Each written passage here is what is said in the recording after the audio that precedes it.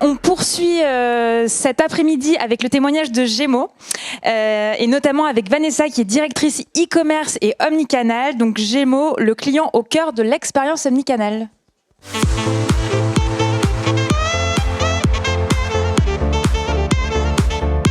Bonjour à tous, enchantée, Vanessa, directrice e-commerce. Je vais vous parler un petit peu de Gémeaux.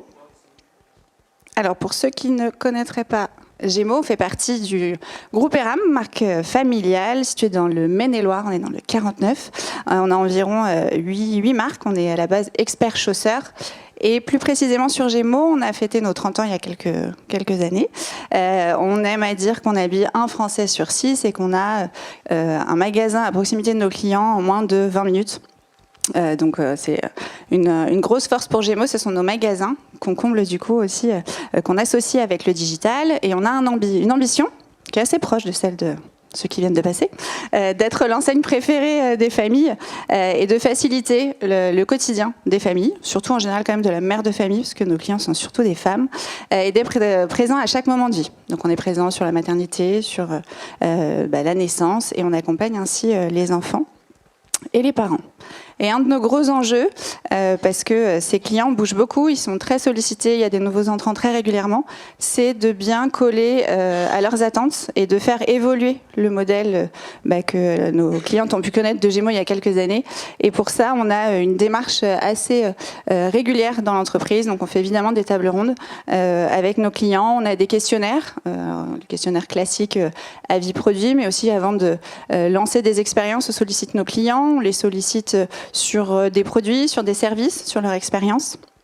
On organise pas mal d'interviews en one-to-one parce que forcément, table ronde, des fois on dit un petit peu ce qu'ont dit les personnes qui étaient présentes. L'objectif, c'est aussi vraiment de faire parler nos clientes avec le cœur, et donc on instaure une relation de proximité. Et on a évidemment aussi beaucoup de remontées spontanées, notamment via les réseaux sociaux et le service client. Toute cette écoute nous permet d'ajuster notre proposition de valeur.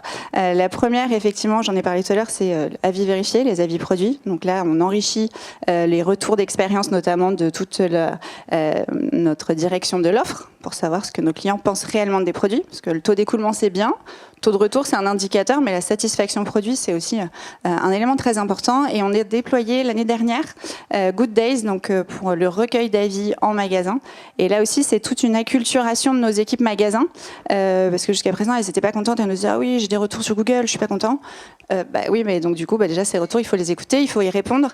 Et on a vu que finalement, en renouant le contact avec un client déçu, globalement, on arrivait à le twister en ambassadeur une fois qu'il avait une vraie relation avec le directeur de magasin, et pas uniquement je reçois un mail automatisé que pourrait faire l'IA, mais c'est un mail personnalisé, voire c'est le directeur de magasin qui appelle directement nos clients mécontents, mais aussi ceux qui sont contents, parce qu'il y en a quand même beaucoup. Ensuite, on a travaillé notre programme de fidélité, qui a été lancé il y a 4 mois.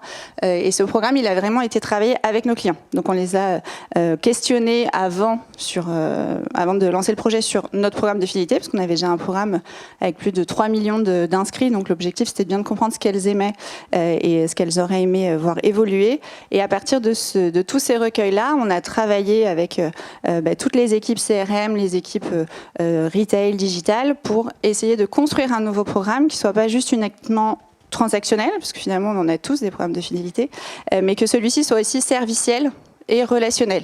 Et au fur et à mesure qu'on avançait dans la création du programme de fidélité, on a sollicité, on a soumis nos idées à ces clientes, et elles nous disaient ça j'aime pas, ça je retiens pas.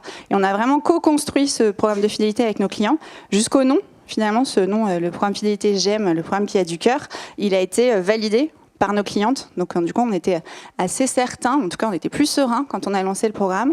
C'était pas un gros bing bang, et aujourd'hui on a une très bonne adhésion, on a une meilleure connaissance client, et on a une hausse du nombre de clients chaque jour. Et enfin, la dernière action, c'est les produits malins. Alors là, on a mis en place une sorte de laboratoire avec des parents. On a créé un groupe WhatsApp où les parents pouvaient nous dire chaque jour toutes les difficultés qu'ils rencontraient avec leurs enfants. pour habiller leurs enfants. Alors soit il met le pied gauche au pied droit, soit il perd toujours ses chaussettes, soit quand je lui enlève son switch, je lui arrache ses oreilles.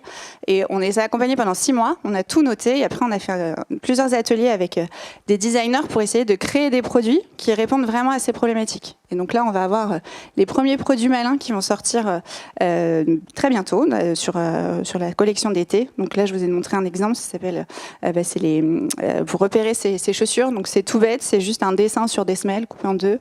Bon, normalement, l'enfant va réussir à associer le pied gauche et le pied droit. Et là, vraiment, c'est le résultat vraiment de toutes les remontées que peuvent nous faire nos clients. Évidemment, je ne pouvais pas ne pas parler de l'omnicanal, on en a déjà parlé tout à l'heure. L'objectif, c'est que le client il ait la même expérience qu'il soit sur le site ou dans l'un de nos 400 magasins. Et c'est de répondre à une problématique aussi de stock. Aujourd'hui, alors le web, effectivement, c'est un canal privilégié aussi pour nos clients, mais nos clients, ils aiment venir en magasin. Et nous, on est très contents qu'ils viennent en magasin.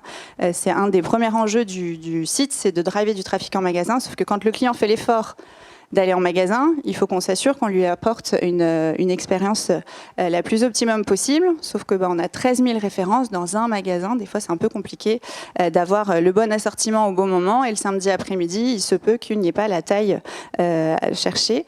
Et donc là, l'objectif, c'est de pouvoir proposer, aussi bien sur le web qu'en magasin, une qualité de service proche de 100%, et donc de pouvoir utiliser ce stock unifié et d'apporter une réponse la plus enrichie possible.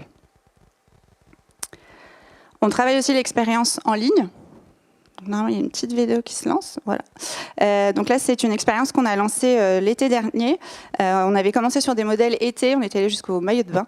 Et on a ensuite travaillé sur la collection fête. L'objectif, ça répond à 3 objectifs.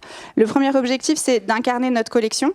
Donc, on vend du textile et de la chaussure. Le deuxième objectif, c'est de laisser le choix à la cliente. Donc, en général, on voit une photo shootée sur une mannequin avec un look.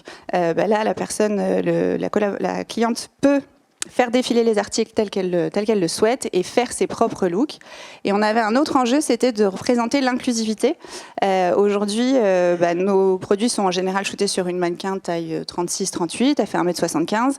On essaye des fois de faire des shootings en duo pour incarner nos produits avec des mannequins en 42, voire en 44, mais on ne peut pas doubler, voire tripler tous nos shootings. Là, c'est une solution qui nous permet, en tout cas qui offre à la cliente la possibilité de choisir la mannequin qui lui ressemble le plus et qui a la morphologie dans laquelle elle peut se visualiser. Donc là, si on voit la petite robe, on voit selon la taille de la mannequin si elle tombe au-dessus du genou ou si elle est un petit peu plus courte. La première expérience, on avait 3 mannequins et nos clientes nous ont dit les 3 mannequins de gauche, elles font toutes 1m75. Et on nous a dit, non, moi, la femme moyenne, en général, elle fait 1m63, 65. Donc on a rajouté au fur et à mesure des expériences avec une petite qui fait 1m63. Ne soyez pas vexés, mesdames, si vous faites 1m63. Donc ça, c'est pour enrichir l'expérience online, parce qu'effectivement, en magasin, on peut toucher, on peut tester, on peut essayer. En ligne, on ne peut pas. Et les effets sur le taux d'adhésion et le fait que nos clientes, finalement, c'est un peu le côté gimmick. On aime bien aussi jouer à se projeter et à créer des looks. On a eu des très, très bons impacts sur le taux de conversion pour cette solution-là. Et ensuite, on essaye d'enrichir l'expérience en magasin, puisque là, à contrario de l'expérience web, on est face au produit, on peut toucher le produit, on n'a peut-être pas le temps de l'essayer, mais c'est surtout qu'on est un peu seul face à son produit, on ne sait pas quelle est l'origine du produit, on ne sait pas forcément quels sont les avis, et donc on peut avoir besoin d'être conseillé. Aujourd'hui, nous, on n'a pas encore d'application mobile, j'espère que ça ne va pas tarder, mais l'objectif, c'était de rendre accessible l'information qui est disponible en ligne à nos clients qui sont en magasin. Donc là, c'est par une in-app, le client scanne un petit QR code et après, à partir de là, il peut, par reconnaissance visuelle et reconnaissance du code barre, accéder à toute l'information produit, savoir l'origine du produit, les avis, mais aussi savoir, peut-être que le produit n'est pas disponible dans mon magasin. Est-ce qu'il est disponible dans un magasin proche de celui où je suis, ou est-ce que je peux me faire facilement livrer chez moi de manière à ce que je ne suis pas venue pour rien, j'ai eu de l'information et j'arrive à avoir la même expérience finalement que je sois sur le web ou en magasin. On essaye à chaque fois d'avoir une expérience qui soit la plus riche possible. Et enfin, le dernier service qu'on a travaillé là aussi avec suite à l'écoute de nos clients, Donc la période de la maternité, c'est une époque, un moment très important dans la vie des femmes. On a parlé aussi tout à l'heure de l'impact RSE. Finalement, est-ce que je vais aller acheter 10 tenues que je vais porter très peu de temps parce que logiquement, à un moment donné, bébé va arriver. Et on a sorti un nouveau mode de consommation qui est de la location. Donc on a commencé par les produits maternité. On avait un abonnement initialement qui était de 40 € par mois et on pouvait avoir 8 articles. Et finalement, là aussi, à chaque fois, on a sollicité nos clientes. Quand une cliente arrêtait l'abonnement, on l'appelait pour savoir pourquoi. La majorité des cas, elle nous disait « j'ai accouché », donc on la félicitait. Et ensuite, elle nous disait nous, 40 € par mois, c'est quand même beaucoup, j'en voudrais un petit peu moins. Et donc on a sorti cette mini-off dressing fin d'année. C'est plus 40 €, c'est 20 € par mois. Et là, on a un nombre d'adhésions qui a vachement décollé parce que justement, on s'est adapté aux besoins et aux contraintes de nos clients. Et il est 002. Merci.